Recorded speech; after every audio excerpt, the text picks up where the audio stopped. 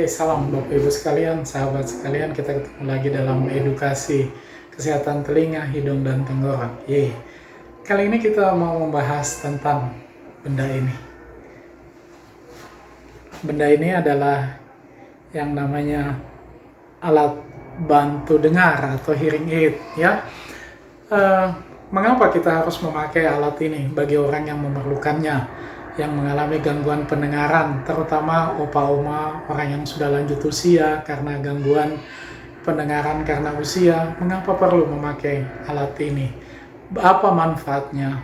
Dan kadang-kadang banyak kita mengeluh bahwa malu, kemudian tidak nyaman, dan habis itu tidak enak untuk memakainya dengan lebih lanjut gitu. Apa sebabnya dan apa solusinya untuk itu? Mari kita jelaskan dengan lebih detail berikut ini. Salam. Baik, salam sahabat sehat THT, telinga, hidung, dan tenggorok. Nah, sekarang pertanyaannya, mengapa perlu memakai alat bantu dengar? Bagi yang memang membutuhkan, padahal banyak sekali manfaat yang diperolehkan dengan memakainya. Mari kita lihat selanjutnya. Kita lihat, ini adalah alat bantu dengar atau hearing aid. Terdiri dari prosesornya, kemudian penghantaran atau saluran untuk membawa suara, dan kemudian ada yang namanya ear mold atau cetakan untuk membuat dia kedap, jadi tidak ada suara yang masuk, dan ini betul-betul sesuai dengan bentuk telinga, jadi per orang bisa masing-masing, nggak bisa memakai yang sudah ada ukurannya secara umum atau orang lain punya, dan warnanya bermacam-macam sesuai selera, ya. Jadi ini adalah alat bantu dengar. Nah, mengapa harus memakai alat bantu dengar? Tujuannya adalah orang yang sudah mengalami gangguan pendengaran atau ketulian tetap membutuhkan alat bantu dengar supaya tetap mengaktifkan sel-sel rambut di bagian dalam telinga kita. Bagian dalam ada sel rambut yang berguna untuk merubah suara, hantaran suara itu untuk menjadi suatu hantaran listrik ke otak kita, itu tetap bisa teraktivasi atau tetap terpakai gitu, walaupun dengan yang tersisa dibandingkan tidak pernah dipakai, sehingga semuanya bisa tidak aktif sama sekali, maka kemudian masih memelihara yang ada itu jauh lebih baik. Jika cuma mampu satu memakai alat bantu dengar, maka gunakanlah tentu di telinga, misalnya dua-dua bermasalah, tetapi yang dibantu adalah tentu yang pertama yang lebih baik gitu, karena dia masih berespon dengan lebih bermanfaat. Tentu paling utama kalau dua-dua mengalami masalah, maka dua-dua harus dibantu, karena dengan hanya salah satu yang lebih jelas, maka kita susah untuk melokalisasi dari mana sumber suara. Jadi itu manfaatnya, kita harus memakai kedua-duanya jika memang memerlukan. Bapak Ibu sekalian, kita lihat bahwa ini adalah bentuk-bentuk alat bantu dengar. Banyak sekali modelnya, mulai dari yang ada di belakang telinga, behind the ear, kemudian ada yang semakin kecil, termasuk prosesornya masuk ke dalam kanal atau lubang telinga kita. Ini kita lihat di sini ya. Tetapi satu mungkin yang saat ini yang sepanjang yang saya tahu, bahwa makin berat ketulian, maka cenderung akan memakai yang model behind the ear seperti ini ya, karena prosesornya tentu membutuhkan komponen yang lebih lengkap, lebih banyak, maka kemudian tidak bisa disatukan begitu kecil sehingga hanya disimpan di dalam telinga. Biasanya yang model-model di dalam telinga ini memang secara estetik bagus, tetapi dia lebih cenderung untuk membantu pada ketulian yang ringan. Tapi itu menjadi opsi bagi kita ya. Mari kita lanjut. Nah, kita lihat di gambar ini adalah cetakan ya. Sekali lagi seperti tadi dijelaskan bahwa salah satu yang membuat orang tidak nyaman jika ininya cetakannya tidak persis baik gitu. Bahkan pada pemakaian setelah sekian tahun, maka perlu mungkin pertimbangkan untuk mencetak lagi, sehingga karena ada kendur, ada kemudian elastisitas dari yang telinga ini maupun juga kuping telinga sudah berbeda, maka perlu dicetak dengan yang lebih fit, yang lebih sesuai, yang lebih baru seperti itu. Karena dengan demikian suara betul-betul tidak terpengaruh dari background yang masuk ke dalam, hanya semata-mata yang sudah melalui alat yang diantarkan ke dalam telinga kita. Ini kita lihat Bapak Ibu, ternyata suatu alat bantu dengar itu bukan sesuatu yang simple saja, tetapi merupakan suatu komponen elektronik yang device yang cukup kompleks ya. Kita lihat ada sumber dayanya, baterai, kemudian di sini ada mikrofon yang menangkap suara yang masuk, dan setelah mengalami prosesor, ada loudspeaker yang menghasilkan output keluar, dan ini diantar masuk, ini masuk ke dalam telinga kita, dicetakan yang tadi kita jelaskan ya. Jadi ini masuk menuju yang telinga kita untuk dihantar ke telinga dalam, dan kemudian kita mendengar, kita tahu setelah sampai di otak kita. Jadi memang alat bantu ini adalah sesuatu alat gadget yang cukup canggih teknologi. Kita bersyukur Tuhan memberikan hikmat dan kemampuan bagi manusia untuk menciptakan alat ini membantu kita yang mengalami gangguan pendengaran. Mari kita lanjut. Nah, Bapak Ibu sekalian, jika kemudian satu waktu harus membeli suatu alat bantu, tentu harus kita harganya tentu tidak murah. Kita harus betul-betul pakai dengan nyaman dan maksimal untuk membantu masalah yang kita punya. Maka kita harus lihat ada dua hearing device atau alat bantu untuk pendengaran. Yang pertama adalah PSAP, yaitu pengeras suara personal ya. Ini bahasa Inggrisnya. Yaitu suatu alat elektronik untuk memperkuat suara di lingkungan tertentu seperti menonton televisi tanpa mengganggu orang lain atau mau mengamati burung. Jadi perangkat ini membantu orang untuk mendengar hal-hal atau sesuatu yang memiliki volume atau volume yang rendah atau lokasi yang lebih jauh seperti itu. Nah, ini tentu dipergunakan untuk orang normal, memperkeras seluruh frekuensi. Biasanya kalau kita dites pendengaran itu ada 7 frekuensi kita dites. Nah, biasanya kalau kita mengalami gangguan, itu kan tiap orang bisa berbeda frekuensi mana dan seberapa intensitas yang dibutuhkan itu berbeda. Sedangkan dengan alat PSAP ini, maka semua frekuensi itu diperkeras masuk, ini PSAP. Masuk ke dalam telinga kita. Nah, jadi bahkan yang suara kita tidak inginkan juga semua diperkeras. Jadi dia tidak selektif. Nah, jika over amplifikasi terlalu keras, maka tentu ada bahaya tuli karena bising. Karena memang ini tidak dirancang untuk orang yang mengalami ketulian. Jadi kalau kita membeli misalnya alat bantu, kita harus yakinkan bahwa yang kita butuhkan itu jika memang mengalami gangguan pendengaran adalah hearing aid atau alat bantu dengar, yaitu perangkat medis elektronik yang dibuat khusus untuk orang yang mengalami gangguan pendengaran dan ketulian, dan dia frekuensinya selektif, diprogram dan disesuaikan. Artinya seperti baju ya, baju kita biasanya beli yang sudah secara buatan pabrik, ada M, XL, tetapi kadang kita juga punya baju yang memang diukur sesuai dengan ukuran badan kita, dan itulah yang namanya selektif. Itulah yang semestinya kita peroleh dari alat yang namanya alat bantu dengar, yang sudah berteknologi digital saat ini. Seperti itu. Jadi dia akan membantu dan lebih nyaman, membantu pendengaran lebih baik dan nyaman. Ini alat bantu dengar, ini adalah PSAP yang tadi.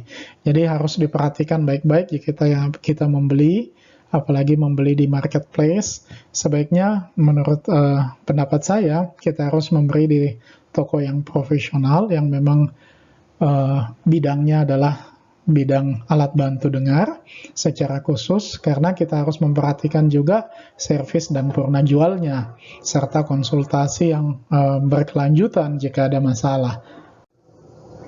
Oke, nah sekarang kadang-kadang biasanya pada saat kita baru pertama kali memakai alat bantu dengar, maka kata kuncinya adalah adaptasi bertahap dan pengenalan memakai alat. Upayakan setiap hari ada sesi memakai alat bantu dengar, jangan sama sekali tidak. Saya teringat bahwa kalau kita memberi baju atau sepatu yang baru, atau mungkin spray untuk kasur tidur kita, biasanya kalau yang baru itu kita belum terlalu nyaman, belum terlalu asyik untuk memakainya, dan habis itu kadang-kadang kita butuh waktu sehingga dia lebih nyaman di badan kita. Nah, kebayang kalau orang yang mengalami gangguan pendengaran selama ini kurang mendengar suara dan tiba-tiba memakai alat bantu dengar. Itu mungkin awal-awal sangat nyaman bisa ada suara lebih jelas lagi. Tetapi setelah sekian lama tidak mendengar suara, sekarang ada, lama-lama dia merasa tidak nyaman, mungkin terganggu, dan intinya adalah perlu penyesuaian dan adaptasi, berkenalan dengan alat tersebut.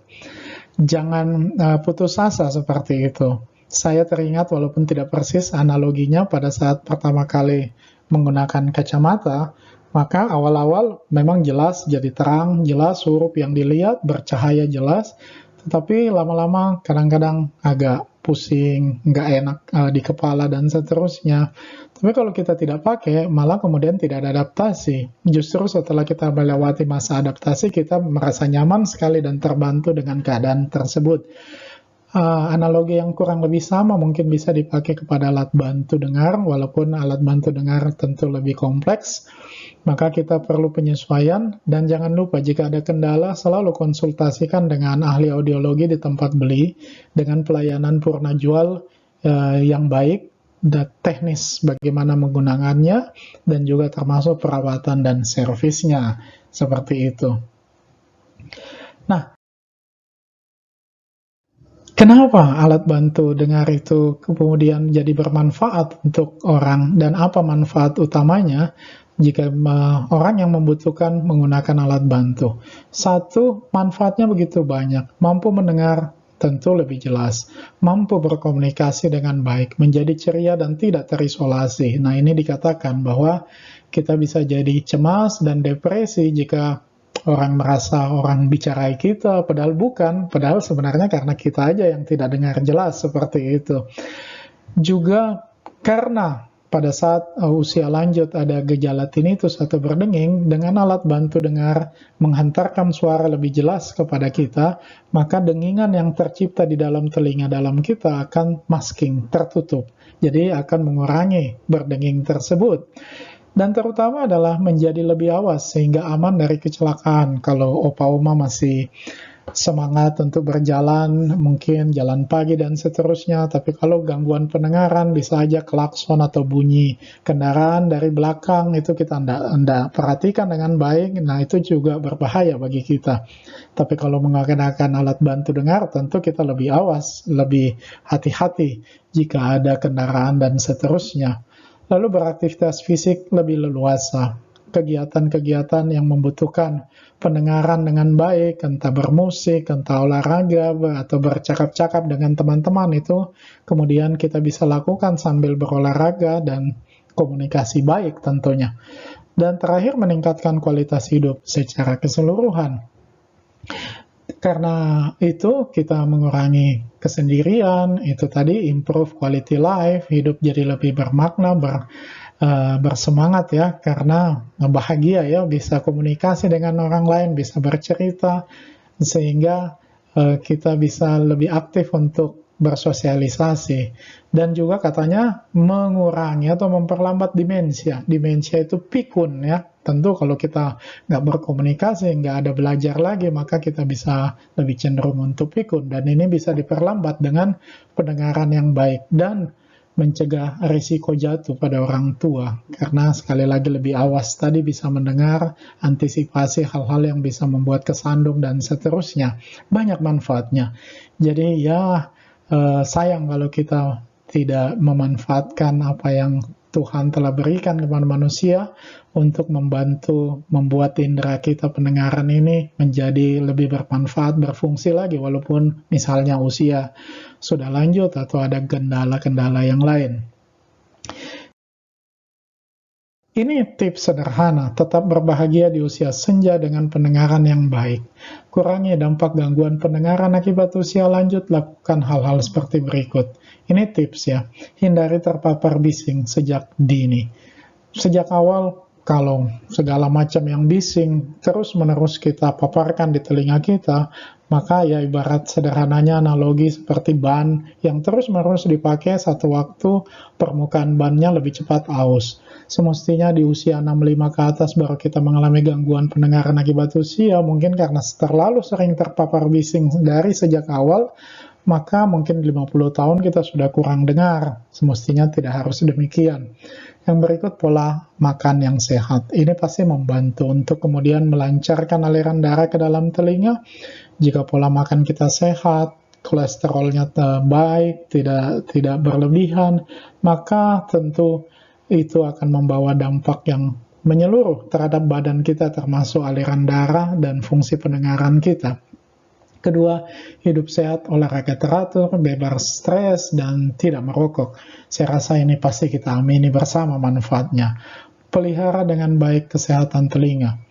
Tidak sembarang ngorek-ngorek telinga, kemudian meneteskan segala sesuatu, dan sebaiknya, karena telinga itu kita nggak lihat, rasanya mungkin sama saja jika ada kelainan, maka jauh lebih penting kalau kita memeriksakan jika ada gangguan pendengaran kita, maupun kesehatan telinga kita terganggu pada tenaga kesehatan yang sesuai, sehingga bisa diterapi dengan maksimal sehingga tidak membawa kecacatan atau gangguan. Pastikan penyakit yang diderita ini adalah kontrol pengobatan seperti penyakit darah tinggi, kencing manis, dan penyakit jantung. Ini juga akan berpengaruh untuk pendengaran kita. Hindari obat-obat yang merusak fungsi rumah siput pendengaran kita. Jadi obat-obatan yang mengandung ototoksik atau racun bagi telinga itu dapat mengganggu pendengaran kita. Obat-obat apa saja, macam-macam ya. Intinya tentu kita harus meminum obat sesuai yang diresepkan dan sepengetahuan dari dokter. Dan terakhir adalah senantiasa berpikiran positif. Kadang-kadang persepsi terhadap diri kita, yaitu bahwa kita sudah tua, kita sudah tidak mampu mendengar, sudah tidak berguna dan sebagainya, itu adalah persepsi yang kita bangun. Kalau kita mempunyai kemampuan untuk mengatur persepsi kita, karena kebahagiaan kita dari bagaimana kita berpikir terhadap diri kita sendiri. Mudah-mudahan itu membantu Bapak Ibu sekalian. Saya rasa itu aja. Semoga ini bisa membawa kesehatan yang lebih baik bagi pendengaran dan telinga kita. Jika kita memang harus memakai alat bantu, memaksimalkan itu dengan segala sesuatu yang telah diterangkan tadi, sehingga kita menjadi orang yang lebih berbahagia. Saya rasa itu Bapak Ibu, sehat selalu, salam bye. Ya demikian Bapak Ibu sekalian, tadi kita sudah jelaskan manfaat dan segala macam yang bisa kita dapat dari menggunakan hearing aid atau alat bantu dengar. Saya punya satu cerita sederhana yang saya alami sendiri. Satu waktu ada pasien yang datang, yaitu seorang opa. Opa ini ditemani dengan cucu kesayangannya yang remaja, dan sejak awal opa itu sangat tidak mau memakai alat bantu dengar, padahal opa mengalami gangguan pendengaran seperti itu. Opa alasannya apa? Opa malu, gengsi, dilihat orang, wah sudah tua, tuli lagi ya. Begitu demikian opa berkata. Dan saya ingat apa yang dikatakan oleh cucunya di sebelah pada saat opa menjawab itu. Cucunya cuma bilang dengan muka tenang sekali, Opa jauh lebih bikin malu kalau opa lain ditanya, lain dijawab, atau selalu salah sangka. Sejak itu, opanya akhirnya mau untuk memakai alat bantu dengar. Dan yang terjadi adalah melalui WA, cucunya menyampaikan ke saya bahwa opa sejak memakai alat bantu dengar itu lebih ceria, tidak mudah marah, kemudian happy, tidak pernah salah sangka dengan oma, dan bisa untuk dansa lagi. Dansa waltz yang sangat dia sukai sejak muda, kini bisa dilakukan lagi karena opa bisa mendengar ketukan musik waltz dengan jelas dan baik. Opa dan oma sekarang dansa dengan bahagia. Demikian Bapak Ibu sekalian, segala sesuatu yang Tuhan telah berikan, yaitu kemampuan manusia untuk membuat alat bantu dengar, mudah-mudahan kita gunakan dengan baik. Jangan sampai persepsi yang kita bangun itu menghalangi kita untuk bisa hidup lebih berkualitas. Semoga sehat selalu, salam buat keluarga, peace, bye.